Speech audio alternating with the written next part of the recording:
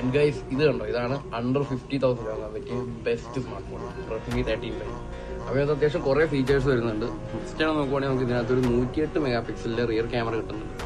ഈ സെഗ്മെന്റിൽ എനിക്ക് തോന്നുന്നില്ല 108 മെഗാ പിക്സലുള്ള ക്യാമറ ഫോൺസ് തോന്നുന്നത്. അതുകൊണ്ട് അതൊരു one of the main highlight ആണ്. അതുകൊണ്ട് എടുക്കുന്ന ഫോട്ടോസൊക്കെ ഞാനിവിടെ ചെറുതായിട്ട് കാണിച്ചു തരാം. നല്ല അടിപൊളി ക്വാളിറ്റി ഫോട്ടോസ് തന്നെയാണ് നമുക്കിതിൻ്റെ ക്യാമറ എടുക്കാൻ പറ്റുന്നത്. വീഡിയോയും അത്യാവശ്യം സ്റ്റാൻഡേർഡ് ഔട്ട്പുട്ട് തന്നെയാണ് കിട്ടുന്നത്. ചിപ്സെറ്റ് നോക്കുവാണെങ്കിൽ സ്നാപ്ഡ്രാഗണിൻ്റെ 4 Gen 2 AE എന്ന് പറയുന്ന പ്രോസസ്സറാണ്. ഐ തിങ്ക് ഈ പ്രൈസിൽ അത്യാവശ്യം നല്ലതാണ്. Dimensity 6000 ആയിട്ട് കോമ്പറ്റീറ്റ് അത്യാവശ്യം ചെയ്തിരിക്കുന്ന ഒരു ചിപ്സെറ്റ് തന്നെയാണ് വരുന്നത്.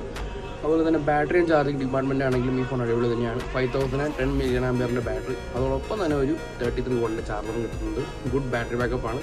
ഞാനിപ്പോൾ ഏതാണ്ട് ഒരു മാസമായിട്ട് യൂസ് ചെയ്തുകൊണ്ടിരിക്കുകയാണ്. അത്യാവശ്യം നല്ലൊരു ഫോണാണ്. ആകെ തോന്നിയ പോരായ്മ സിംഗിൾ സ്പീക്കറാണ് വരുന്നുള്ളൂ, അതുമാത്രമാണ്. പിന്നെ ഗ്ലാസ് ബാക്ക്, IP53 റേറ്റിംഗ്, അങ്ങനെ കുറേ കാര്യങ്ങളുണ്ട്. പിന്നെ ring flash light, especially headphone ജാക്കും വരുന്നുണ്ട്.